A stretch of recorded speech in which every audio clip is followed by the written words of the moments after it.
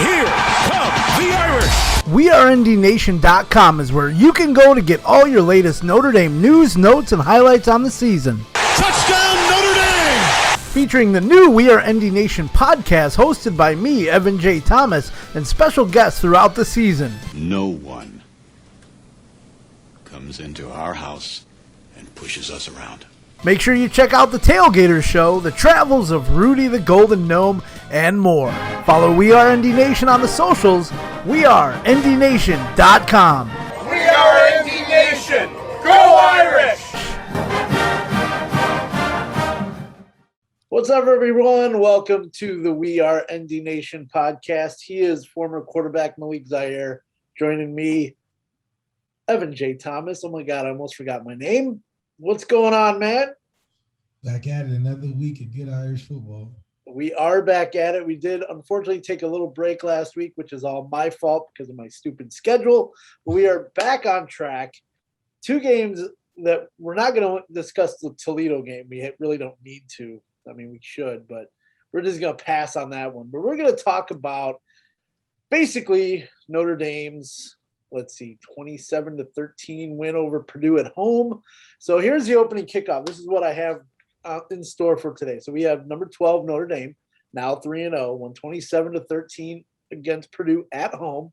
We finally had 3 long touchdowns on the Irish offense. We had our 26th straight home win, our 8th straight win over Purdue. Brian Kelly ties Knute Rockne for the all-time Notre Dame wins with 105. And a fun little tidbit, pre-game drama with Purdue's marching band performed at halftime without its big bass drum for the first time since 1979 because it wouldn't fit through the visitors' tunnel and Notre Dame wouldn't allow Purdue to bring it through the Notre Dame tunnel because it's only for the Irish band. It's always a fun little thing. Cold stuff. Did you know anything even about that nobody else from another team could even come through? Well, I mean, they hold those traditions sacred and, they're very serious. I mean, if you've been to a Notre Dame game and seen how the ushers react, then you would know just how serious it gets over there. That is true. So as for you, since we've been 2 weeks, how is your high school coaching experience going at your school there? It's a work in progress, but we're looking good. We came off a big win last week and looking to get a stack on this last week and get another win this week. And eventually we'll be at the state before you know it. So you guys looking for a bowl game later in the year? We're looking for the whole thing. I mean, California's got 14 divisions. That's crazy. Damn. I mean, I thought Illinois was bad, but oh man, yeah. I think we have like 14 or 15 divisions as well. But you sick. guys can play all year long. We can't. So very true. It is what it is. So what's your record right now for your team? So we're 1-2. We're about to be 2-2 after this week. All right. So the prediction is out. Malik is predicting a win for his high school team this week.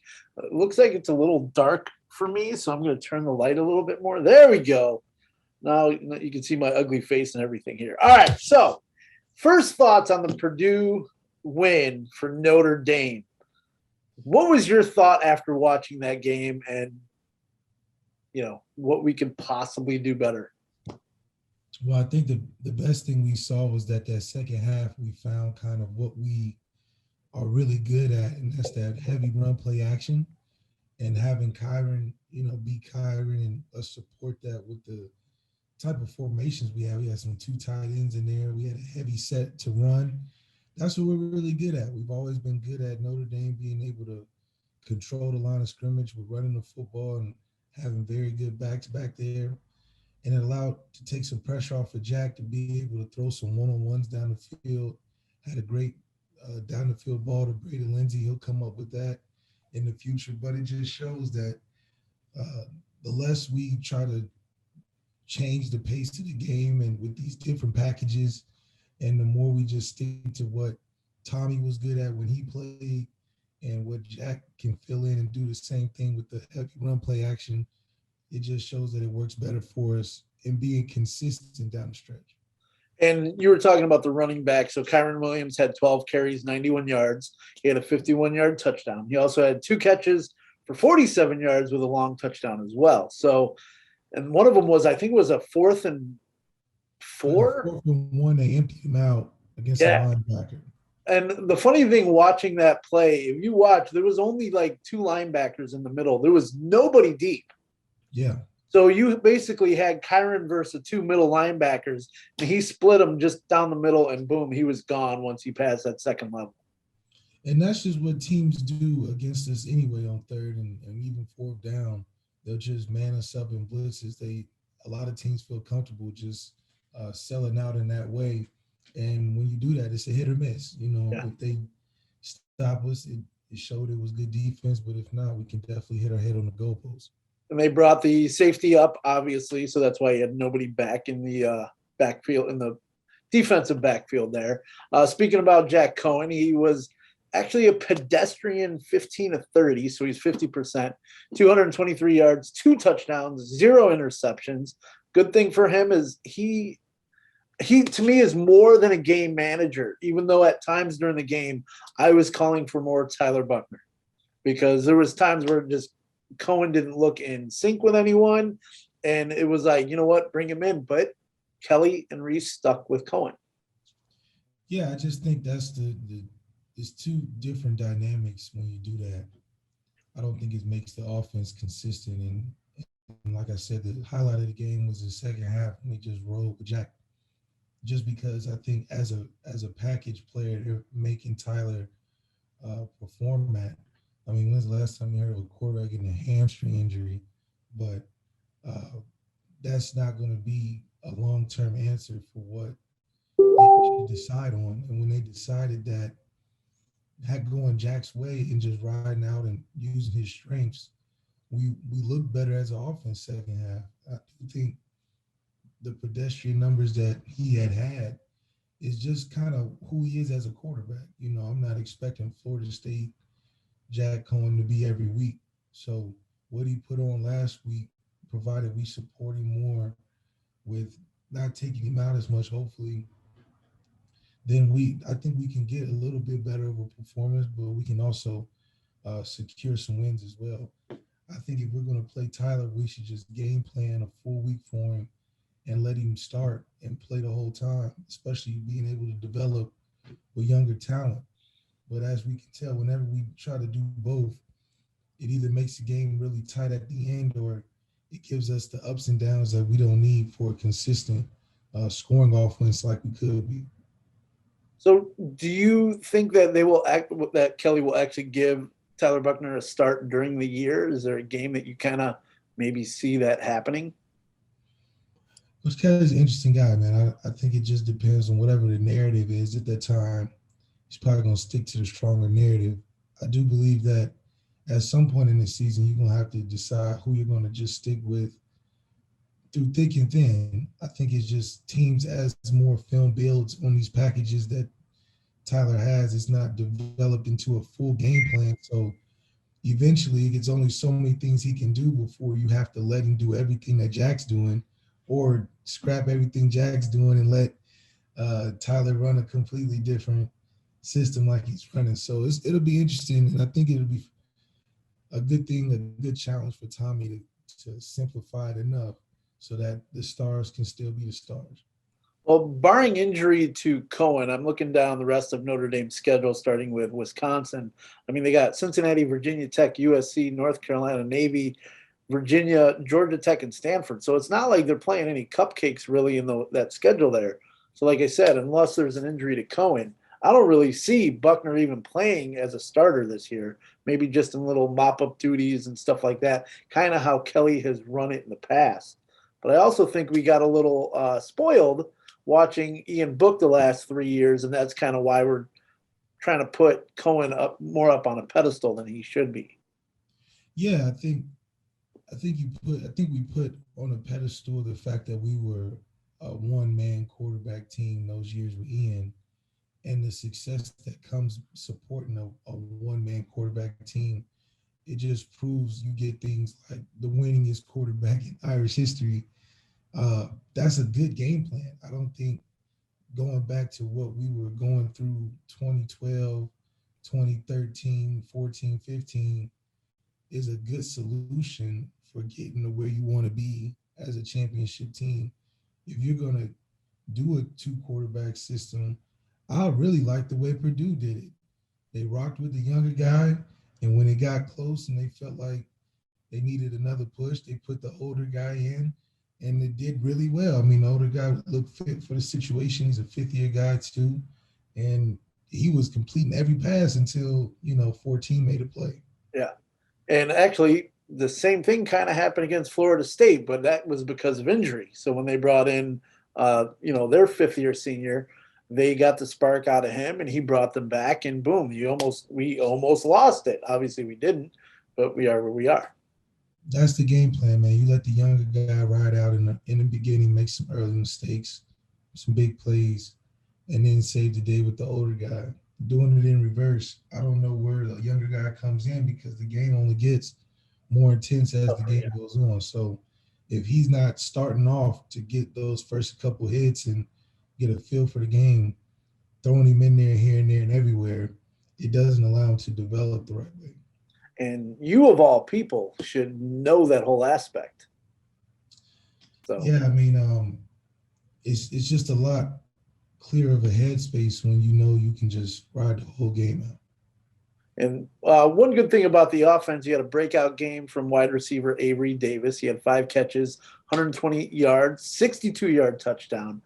But to me, the biggest was tight end Michael Mayer. He only had 1 catch for 5 yards. So you kind of give a new guy kind of more reps because he was available, or I think it might have been more the linebackers and the DBs of Purdue just sticking on Mayer. Well, yeah, this is the good and bad of Notre Dame's offense. I mean, we had Chase Claypool, and, there was games Chase didn't catch a pass. So it's like, look at Chase now. So it just shows you that we have a plethora of talent. I mean, Kyron had a lot of passing and running yards, and Chris Tyree had a good impact in the game as well. So it just shows you that anybody can have a really good day on our offense. Tommy has a whole bunch of different things he probably wants to do, and when you got a lot of players, sometimes your best player, best ability in that game particularly may be distraction. Teams got to focus on him regardless whether we throw it to him or not.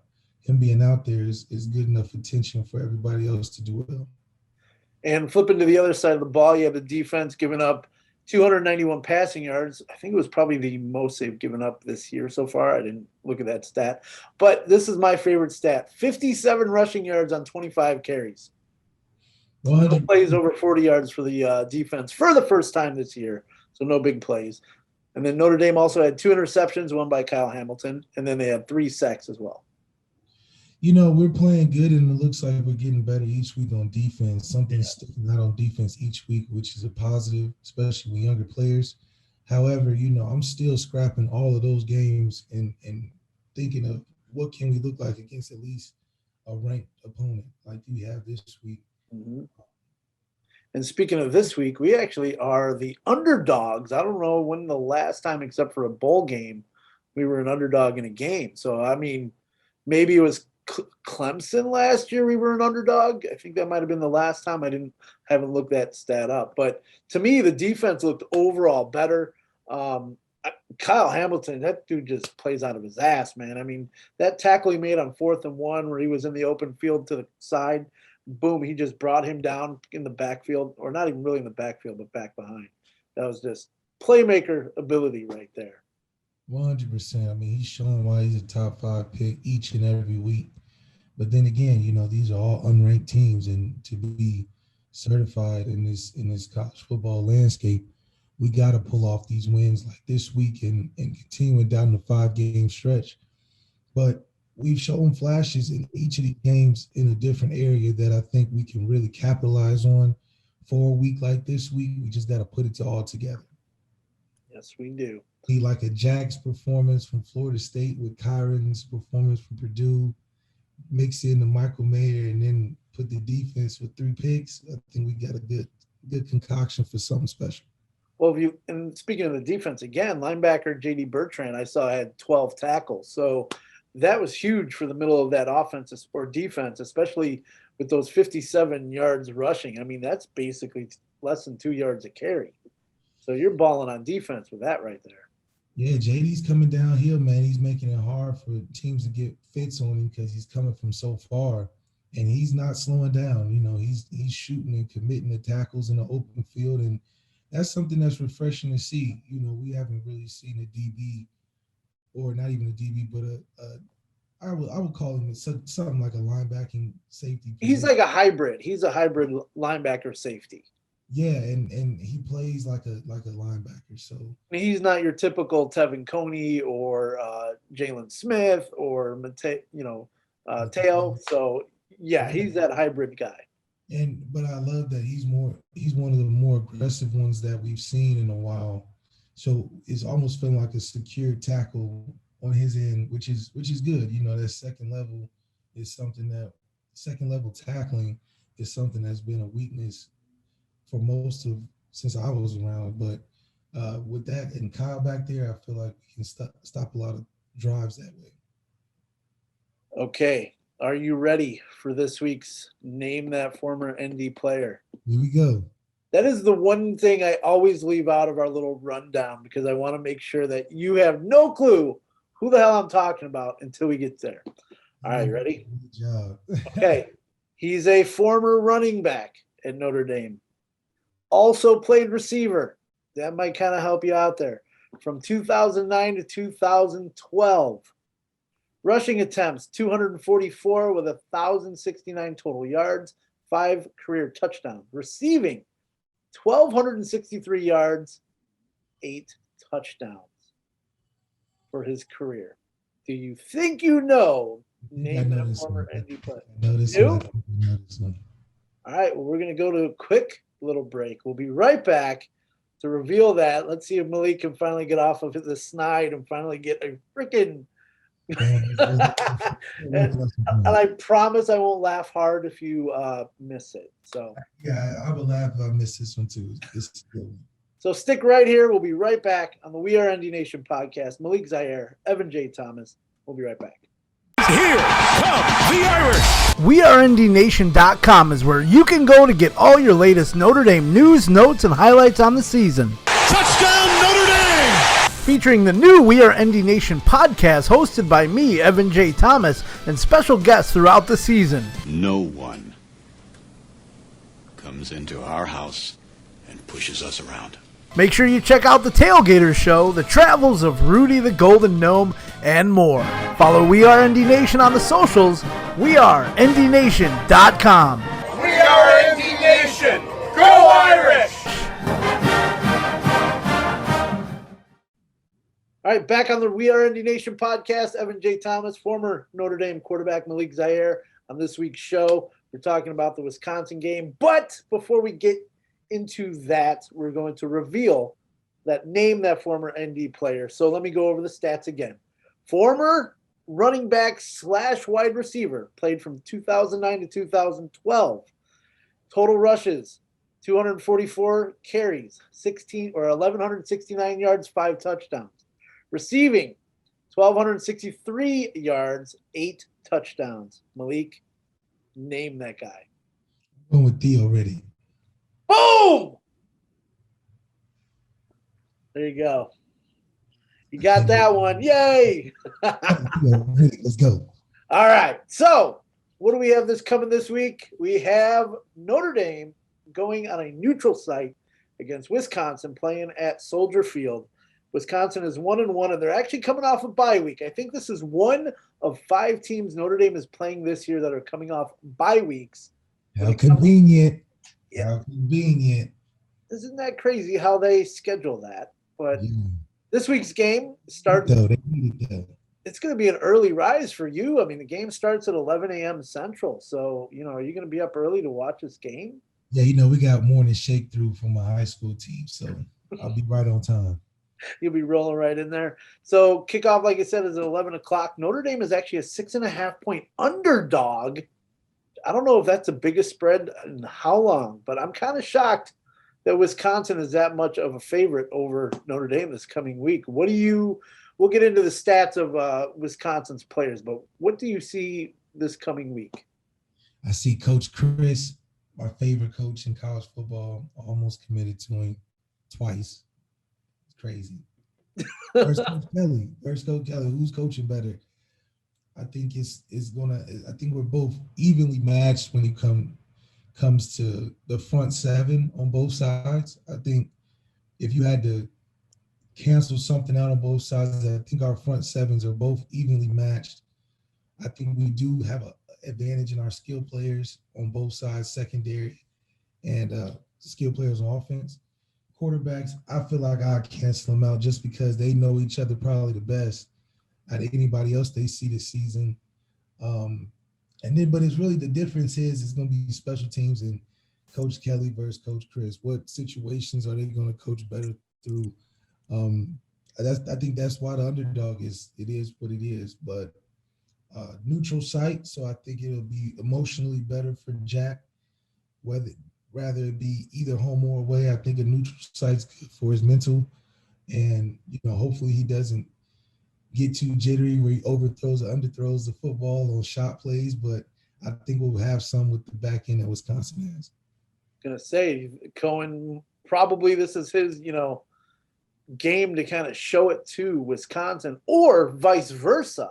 The Wisconsin defense might know Cohen very well and be like, this is his strengths, this is his weaknesses, this is what we're going to do. You might see more of Buckner this week. I don't know. You might just say that because, it'll ruin the narrative. It will. But you kind of have to roll with Cohen, I'm going to say. So looking at the stats from what Wisconsin has played in the first two games, they have a sophomore quarterback, Graham Mertz, 66% passing percentage.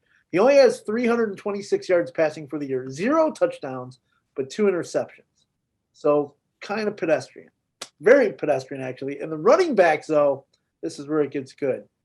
532 yards rushing in 2 games, 4.7 yards per carry, 5 touchdowns, led by Chez Malusi. I think that's how you say his name. And he basically has, 51 carries, 265 yards in 2 games. So he's averaging just over 130.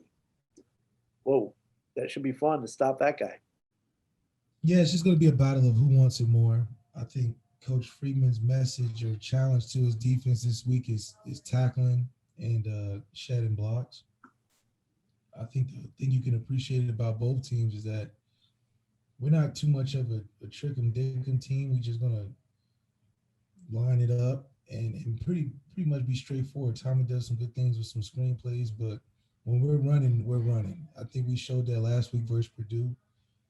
Wisconsin will be the same thing. I think their front seven is aggressive. Our front seven is aggressive. So that's the challenge for the defense. I feel like will be this week is to be able to sustain these tackles because running backs going to run hard. And they got depth to them. So it's more than one that's coming at us. And Kyle Hamilton can show his versatility this week on how he's a downhill tackler. Just keep establishing that first round capability. And so it'll be an interesting matchup. And not only that, but obviously Wisconsin has a history of great running backs. They had Ron Dane. They just had Jonathan Taylor. I mean, you got this guy, Chez Malusi, coming up from the ranks. So they've always been built basically around the offensive line and the running back because that's been their strengths. Their quarterbacks, So, Tolazine, who did you have in there? I mean, you did have Russell Wilson for a year. He was an 8-year veteran, something like that. Dude, that guy played forever. I swear to God, he did play forever. So it's just interesting how, and what I'm going to say on this defense, Freeman's basically, to me, going to stack the box because you really don't have a wide receiver threat or passing threat compared to the running game. So you're going to see 9-10 in the box basically almost all the time. Yeah, I don't think this is a scheme-wise going to be very tough for Coach Freeman. I think playing some gap sound football and filling them holes, man. Them linebackers got to step up this week. I'm looking to have a huge day from Isaiah Fauski. I like his the way he plays with his motor. It's sometimes on and off, but when he's on, he's on. And then J.D. Bertrand, this is a ranked game against a team that is formidable enough to where I want to see those 12 tackles again. that'll establish us more of an identity on defense that we're for real. And this is a good confidence booster for taking on the other tough games we got down the 5-game stretch. Do you see more aggressiveness to get to the quarterback this week compared to the last 2 weeks? No, I think I'd rather Graham Hurts throw for 300 yards. I mean, that'd be more than the 3 games he's played already. So if he can do that, then I think we can walk across the field, shake his hand, say good game. Knowing Coach Chris, they're probably going to take some shots down the field because we will give it up. It's just a matter of, are we going to make it? Because we're usually there, but are we going to make the play? Cam Hart, shout out Cam Hart. But if he can make the play, I think we'll be all right. But I know they're going to take some shots, but I'm not going to hold my breath to say Mertz is going to do his justice out there. Okay, so what are you predicting for the Notre Dame offense? Do you think it's going to be more balanced like it's been, or are you going to think it's going to be more run or pass heavy? I think we always want to shoot for a balanced offense due to the fact we have Michael Mayer on our team. We got a Avery Davis on our team. We got a Kyron Williams. So it's hard to not want to do more one than the other. I think to start off the game, we should obviously get that running thing going and then try to develop that down the field with some Michael Mayer, get him in open space. I think him having 1 catch last week, we can't do our first-round picks like that. We got to get him the ball this week. So It's a good week to do it. And then, add on Avery Davis. He's got the hot streak right now. Put him down the field with Braden, give him a second chance. And I think we got some players to make plays against the Wisconsin secondary that I think we can run past. And another thing to look at, Notre Dame really hasn't played much on grass in recent games. So this week being at Soldier Field, they're going to be on a grass field. And now looking at the weather, let's see, it's going to be like basically upper 60s, and it might be some rain possible. So there's a possibility they might be a little bit slowed up compared to playing on the turf over at Notre Dame Stadium or others. Yeah, we weren't like the greatest show on turf on offense anyway, so it's not like we're going to be dampened by not having an air raid out there. So I think we'll be okay with the weather conditions. This is a Wisconsin type of game anyway, so it'll be a fun day for football. I think it'd be great to see the physicality that's going to come out. And the fact that it's being played at Soldier Field. So it's going to be to me, it sounds like it's going to be almost more Notre Dame fans just because of where Chicago is compared to both stadiums. But I already know a whole bunch of Wisconsin fans that are going to be there. So it's going to be loud. And Soldier Field isn't the biggest stadium because they only hold like 62,000. So compared to what Notre Dame usually plays in front of, this is almost 2/3 of what they normally see. Do you think that will play into anything in this game? Both teams will be well traveled, I believe, to this game. It's not too far for either teams to not, make that trip. With it being, I think it'll be even just because of everything involved with this one. I think this is the best place for us to play the neutral game, a neutral site, for it to be not the jump around in the fourth quarter to come. Because even if they do it now at Soldier Field, it's just not the same, So thank goodness we're not playing up there. And even playing at home to where, Jack will possibly want to prove a lot more, playing against his team and be too caught in the moment. I think this is a great neutral site for us to play our best. It is, even though to me, I really like Ireland is probably the best neutral site to play. Yeah, the fact that Notre Dame can make that happen is crazy. That is awesome. All right, so to finish off the show, we're going to do our predictions. Do you want to go first or you want me to go first? Because I don't know what yours is. I have mine listed, so. Yeah, go ahead. You can kick it off. All right, so I'm going to predict this score. Since Notre Dame is a 6.5 point underdog, I'm actually going with Notre Dame because this is one of the games that to me was a fringe game when we were talking about the beginning, but I still had them winning. So since Notre Dame has kind of been not really blowing people out, I don't think it's going to happen this game either. But I do predict Notre Dame to win, and my score I have is 31-27. It's pretty good. So I'm kind of averaging it out what they've been already. So let's hear what you have to say, Malik. I think it'll come down to defense getting the last stop. And I'm going with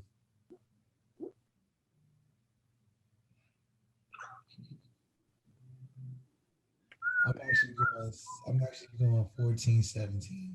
14-17. Damn, you talk about a defensive game then. And we stop them before they tied up. Okay, but you said 14-17. Who's winning? We're winning. Okay. So normally you go 17-14. You usually say your team first. We're stopping them before they tie it up for the field goal. So we both basically are within. Mine's 4 points. Yours is 3 points. So we both are predicting really close scores. Obviously, we will find out next week when we talk about this game to see how. Matter of fact, let me change it. All right, let's hear it. I'll go 28-17. I think Jack has a lot to prove, and this will be his best game this year. Well, you do know you only added a field goal to each team there. 28-17? Oh, 28-17. I'm sorry. I thought you said 20-17. My bad. No. 28-17. I got it. Okay. Damn. So you're going 11-point win. Remember the last time that 11-point, spread happened, or then again, you played it. I was there. It was horrible. I don't even want to discuss it anymore. I think that's the last time we're ever even going to acknowledge this Northwestern game from 2015. Listen, it's one of those type of games, man. It's another team. It's an odd team. It's an odd team to be playing. It is. So, Malik, thank you so much once again for joining me. I mean, this is awesome to have you on every week, and I definitely want you going forward because your knowledge of the game and the team so far has been top-notch. So, brother, thank you so much. Thank you. We'll be back on, man. Check us out after the game. And make sure you're following Malik all over his socials and the little memes and GIFs he puts up of the food, which I'm getting rid of crab legs on the one you put up yesterday. Hey, there's a lot of hard choices. There were 9 choices on there, and I'm like, that's probably the easiest one. Or was it crab legs or was it lobster tails? It's crab. One of the two. So whatever it was, that's going off his list. Make sure you're following Malik. He's on Facebook, Instagram, Twitter. Everywhere. We are ND Nation on Facebook, Instagram, and Twitter as well. We are NDNation.com. Evan J. Thomas all over all the socials and YouTube, so you can find me everywhere. So until next week, Malik, what do we got to say? Yeah, Go Irish? Go Irish, baby. All right. Here come the Irish. WeAreNDNation.com is where you can go to get all your latest Notre Dame news, notes, and highlights on the season. Touchdown, Notre Dame! Featuring the new We Are ND Nation podcast hosted by me, Evan J. Thomas, and special guests throughout the season. No one comes into our house and pushes us around. Make sure you check out the Tailgaters Show, the travels of Rudy the Golden Gnome, and more. Follow We Are ND Nation on the socials. WeAreNDNation.com. We are ND Nation. Go Irish!